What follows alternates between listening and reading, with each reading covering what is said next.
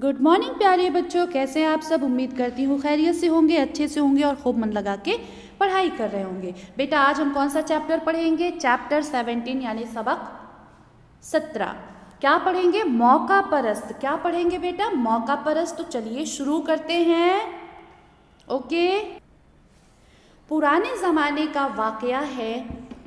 एक मर्तबा जंगल के जानवरों में ज़बरदस्त लड़ाई हुई। क्या हुई बेटा? ज़बरदस्त यानी बहुत ज़्यादा वाली हुई थी। लड़ाई की वजह ये थी कि जंगल में हुकूमत किसकी हो। दरिंदों की तरफ से शेर, रीछ, हाथी जैसे खौफनाक जानवर लड़ रहे थे, तो दूसरी तरफ चील, गीदड़ और उकाब जैसे परिंदे हंगामा कर रहे थे। यानी बेटा इलेक्शन हो रहा था, एक तरीके से समझ लो। यहाँ पे जैसे वोट नहीं होता, इलेक्शन वही हो रहा था कि जंगल का राजा कौन बने। इस लड़ाई में कभी दरिंदों की जीत होती और कभी परिंदों की। इस तरह लड़ाई अरसे तक जारी रही, मगर हार जीत का फैसला न हो सका। इस लड़ाई में एक जानवर ऐसा भी था जो बड़ा मौका परस्त था। क्या था बेटा? मौका परस्त। मौका परस्त उसको बोलते हैं बेटा जो मौके से फ़ायदा उठाए। मौका यानी देखा कि दोनों गुट में लड़ाई हो रही है, तो चलो बड़ा अच्छा, ये लड़ने भिड़ने में फ्री है, चलो हम इनका फ़ायदा उठाते हैं। ठीक है। वो अपनी चालाकी से हमेशा जीते हुए जानवरों में जा मिलता और अपनी बड़ाई जताता रहता। आगे चलते हैं, क्या होता है ये देखिए। सारे जानवर इकट्ठे हैं, बहस चल रही है इन सब में। लड़ाई की वजह से उसे ना तो परिंदे ही पहचान सके और ना ही दरिंदे। लेकिन एक दिन ऐसा भी आया कि जब लड़ाई बंद हुई और दोनों पार्टियों में सुलह हो गई, तो उन्होंने उस जानवर की असलियत पता लगाने की कोशिश की। पता चला वो जानवर कोई नहीं, चमगादड़ है, जो धोखा देकर अपनी चालाकी से दोनों के साथ मिलता रहा। सबसे पहले दरिंदों ने चमगादड़ को बुलाया और कहा, देखो भाई, धोखा देने वाले और मौका परस्तों का कभी भला नहीं होता, इसलिए हम तुम्हें अपनी कौम में नहीं मिला सकते। तुम्हारे ये बड़े बड़े पंख हैं, फिर तुम चौपाइये कैसे हो सकते हो? तुम चौपाई हो कैसे हो सकते हो? ये सुनकर चमगादड़ दौड़ा दौड़ा परिंदों के पास गया। परिंदों ने उससे कहा, मियाँ रहने भी दो, आ गए हमें धोखा देने और बुद्धू बनाने। बस देख चुके हम तुमको, हमेशा जीतने वालों के साथ हो जाते हो। अच्छा ये बताओ कि तुम्हारी चोंच कहाँ है? पर कहाँ है? फिर तुम्हारे लंबे लंबे कान भी तो हैं। ऐसे कान तो चूहों के भी होते हैं। बस जाओ अपना काम करो, हम तुम्हें अपनी कौम में नहीं मिला सकते। चमगादड़ ठंडी सांस भरकर चूहों के पास गया और उससे कहने लगा, भाइयों, मुझे अपनी कौम में शामिल कर लो। देखो मेरे कितने लंबे लंबे कान हैं। फिर जिस तरह तुम्हारे बच्चे दूध पीते हैं, उसी तरह मेरे बच्चे भी दूध पीते हैं। ठीक है बेटा, आगे चलते रहिए, अभी सुनते रहिए। चूहे भी हंसे और बोले, आ गए धोखा देने और ये कहने कि मुझे अपनी कौम में मिला लो। अच्छा बताओ, क्या तुम्हारे दुम है, पूंछ है? क्या तुम पैरों से चलना जानते हो? तुम्हारे इतने बड़े बड़े पर हैं जिनसे तुम आसमान में भी उड़ते फिरते हो। क्या चूहों के इतने बड़े बड़े पर होते हैं और क्या वो आसमान में उड़ फिर सकते हैं? देखो भाई, ना तो तुम चूहे हो और ना हम तुम्हें अपनी कौम में शामिल कर सकते हैं। सभी ने धीरे धीरे करके इसको जवाब दे दिया। ठीक है बेटा। मौका परस्त चमगादड़ अब कहाँ जाता और क्या करता? उसकी वो दुर्गत हुई कि कहीं न रहा। मायूस होकर चुपचाप दरख्त पर उल्टा जा लटका। वो आज तक उल्टा ही लटका है और उस वक्त से आज तक उसका कोई साथी नहीं। रात के अंधेरे में अकेला ही उड़ा करता है। सच है, मौका परस्त और धोखेबाज का कभी भला नहीं होता। मज़े की बात यह है कि जब राज खुल जाता है तो फिर उस पर कोई भरोसा नहीं करता। मारे शर्म और निदामत के किसी को मुंह दिखाने के काबिल नहीं रहता। चमगादड़ की तरह भरी दुनिया में तन्हा रह जाता है। तो बेटा आज आप सबने एक बहुत अच्छी सी कहानी पढ़ी चमगादड़, और सभी बच्चों के बहुत अच्छे से समझ में आ गई होगी।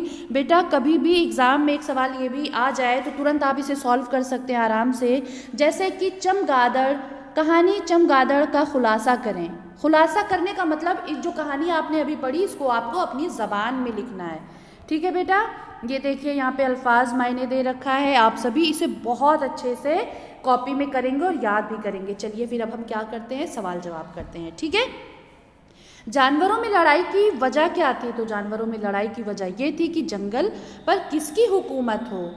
दूसरा सवाल क्या है बेटा, चमगादड़ से पहले किसके पास गया? चमगादड़ सबसे पहले किसके पास गया? तो चमगादड़ सबसे पहले किसके पास गया था? दरिंदों के पास गया था। चमगादड़ को परिंदों ने अपनी कौम में शामिल क्यों नहीं किया? तो परिंदों ने कहा कि तुम हमेशा जीतने वालों के साथ हो जाते हो, तुम्हारी चोंच भी नहीं है, तुम्हारे पर भी नहीं है, तुम्हारे कान भी तो लंबे लंबे हैं, ऐसे कान तो चूहों के होते हैं। ये सब कहकर परिंदों ने उससे अपनी कौम में शामिल होने से मना कर दिया, है ना बेटा। अब देखो चौथा सवाल क्या है कि चूहों ने चमगादड़ को क्या जवाब दिया? आप सब ने अभी कहानी बहुत अच्छे से पढ़ी। तो बेटा चूहों ने जवाब दिया कि आ गए धोखा देने और ये कहने कि मुझे अपनी कौम में मिला लो। अच्छा बताओ, क्या तुम्हारे दुम है? क्या तुम पैरों से चलना जानते हो? तुम्हारे इतने बड़े बड़े पर हैं कि जिनसे तुम आसमान में उड़ते फिरते हो? क्या चूहों के इतने बड़े पर होते हैं? और क्या वो आसमान में उड़ते फिरते हैं? ना तुम चूहे हो और ना हम तुम्हें अपनी कौम में मिला सकते हैं, शामिल कर सकते हैं। चूहों ने चमगादड़ को इस तरीके से जवाब दिया था। अब बेटा क्या सवाल है कि इस कहानी से क्या सबक मिला? एग्जाम में इस तरीके से पूछा जा सकता है बेटा कि मौका परस्त कहानी से आपको क्या सबक मिला, आपने क्या सीखा, इस तरीके से भी पूछा जा सकता है। तो बेटा आप कहेंगे इस कहानी से हमें ये सबक मिलता है कि मौका परस्त और धोखेबाज का कभी भला नहीं होता। जब उसका राज खुल जाता है तो फिर उस पर कोई भरोसा नहीं करता और वो मारे शर्म और निदामत मतलब शर्मिंदगी के किसी को मुंह दिखाने के काबिल नहीं रहता और वो तन्हा रह जाता है। क्या रह जाता है बेटा? तन्हा रह जाता है। उम्मीद करती हूँ बेटा आपको सवाल जवाब भी अच्छे से समझ में आ गए हों। अब चलिए हम क्या करते हैं, खाली जगह करते हैं। यहाँ पे ये देखिए, दरख्त, भला, जंगल, मौका परस्त, दरिंदों, ये हेल्प बॉक्स दे रखा है और नीचे खाली जगह, लेकिन मैंने पहले ही फिल कर दिया है। लड़ाई की वजह ये थी कि जंगल पर हुकूमत किसकी हो। एक जानवर ऐसा भी था जो बड़ा क्या था बेटा? मौका परस्त था। सबसे पहले दरिंदों ने चमगादड़ को बुलाया और कहा। मौका परस्त का कभी क्या नहीं होता बेटा? भला। मायूस होकर चुपचाप कहाँ जाके उल्टा लटका था चमगादड़? दरख्त पे, यानी पेड़ पे। आगे चलते हैं। किसने किससे कहा, ये भी एग्जाम में बहुत पूछा जाता है। आप सभी से बहुत ध्यान से पढ़ेंगे। जब आपने कहानी पढ़ी होगी ना तो ये चीज़ आराम से कर लोगे, रट्टा मारने की ज़रूरत नहीं है।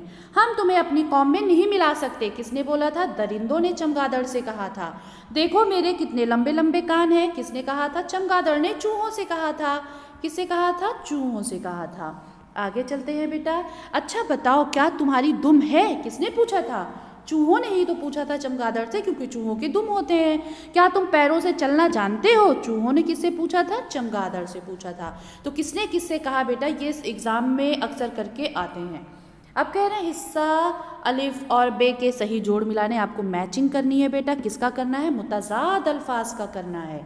किसका करना है? मुतजाद अल्फाज, यानी विलोम शब्द, अपोजिट वर्ड। अभी मैंने पिछले चैप्टर में नील गगन में समझाया था आप सबको। तो चलिए इसे भी हम सभी मिलकर सॉल्व करते हैं। आसमान का क्या होगा बेटा? ज़मीन। परिंद का क्या होगा? चरिंद। जंगल का क्या होगा बेटा? शहर। लड़ाई का क्या होगा? सुलह। और जीत का क्या होगा? हार। और दोस्त का क्या होगा? दुश्मन।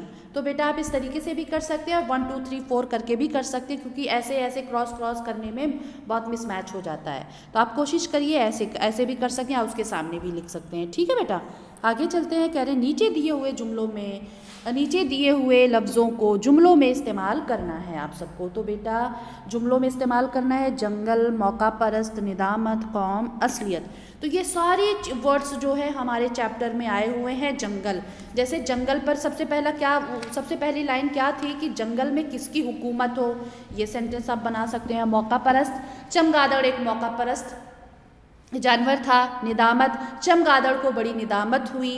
कौम, चमगादड़ को किसी भी कौम ने अपनी कौम में शामिल नहीं किया। अब ये भी लिख सकते हो कि चमगादड़ को सभी जानवरों ने अपनी कौम में शामिल नहीं किया, ये भी लिख सकते हैं। असलियत, चमगादड़ की असलियत सबके सामने खुल गई थी। तो बेटा जब ये चैप्टर आप पढ़ेंगे ना तो इसका सेंटेंस भी आपको वहाँ से मिल जाएगा, ठीक है।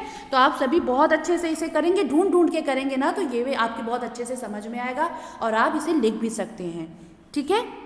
आगे चलते हैं। सबक में 5 और 6 हरूफ वाले 3-3 लफ्ज़ लिखिए। तो बेटा ये देखिए, इसमें कहने का मतलब इनका ये है कि 5 हरफी अल्फाज लिखना है, 6 हरफी अल्फाज। अब जैसे क्या लिखा बेटा इन्होंने 5 हरफी अल्फाज में जानवर, क्या लिखा बेटा जानवर। अब जानवर में क्या क्या है, जीम, अलिफ, नून, वाव, रे।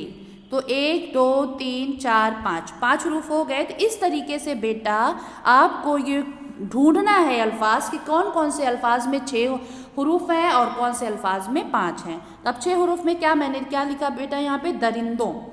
क्या लिखा मैंने, दरिंदों। दाल, रे, नून, दाल, वाव, नून गुन्ना। तो कितने हरूफ आ गए, 1 2 3 4 5 6। तो इस तरीके से बेटा ये जो खाली बचा है ये आप करेंगे इसे, और बहुत अच्छे तरीके से करेंगे और आप कर भी सकते हैं, ठीक है बेटा। अब यहाँ पीछे क्या है बेटा, एक ये है कि खुशखत लिखिए। खुशखत का मतलब कि आप बहुत ही खूबसूरत राइटिंग में इसे लिखिए। जैसे क्या है, फैसला, रीच, उलझन, सुलह, मुतालिक। तो आप ये जो डैश डैश दे रखा है बेटा, इसे पेंसिल से या पेन से आप बहुत ही खूबसूरत राइटिंग में लिखेंगे और जल्दी से अपनी कॉपी में करके अपने सब्जेक्ट टीचर से कॉपी अपनी चेक कराएंगे। ओके बेटा। और बेटा उम्मीद करती हूँ कि आपको ये चैप्टर अच्छे से समझ में आ गया हो और आप सभी इसे फटाक से कॉपी में करके अपनी सब्जेक्ट टीचर को चेक कराएंगे। और बेटा एक चीज़ मैं ये कहूँगी कि अगर आपको कोई डाउट हो, किसी भी चीज़ में नहीं समझ में आया हो, तो आप कमेंट बॉक्स में कमेंट कर सकते हैं, पूछ सकते हैं, मैं ज़रूर रिप्लाई करूँगी। और बेटा प्लीज़ अगर आपको मेरा ये चैप्टर जो भी मैंने समझाया या मेरी वीडियो आपको बहुत अच्छी लगी हो तो प्लीज़ लाइक, सब्सक्राइब, शेयर करना ना भूलें। ओके बेटा, बाय।